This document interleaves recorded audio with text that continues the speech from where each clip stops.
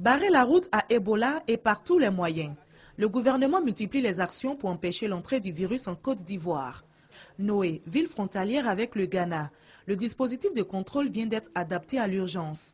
Un dispositif sanitaire, en plus du dispositif sécuritaire, est mis en place.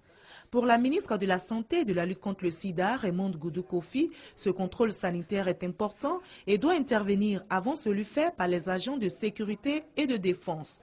Auparavant, les personnes qui rentraient allaient d'abord à la police, ensuite à la douane et autres. Maintenant, on change le dispositif, on commence par le poste de santé. Pour les raisons que vous savez, c'est nous qui avons la possibilité de checker la personne qui arrive.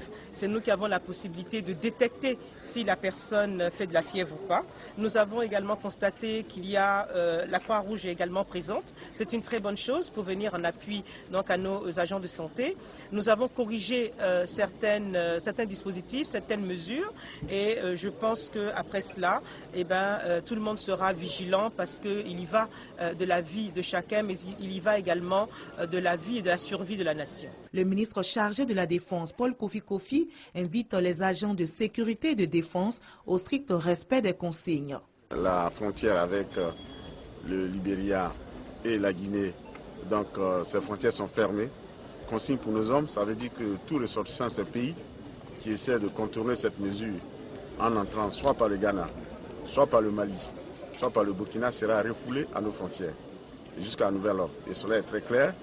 Nous invitons nos hommes de ne pas être laxistes là-dessus et que si ce sont des Ivoiriens, il faut qu'ils soient soumis donc à des contrôles sanitaires rigoureux. Il faut respecter les consignes.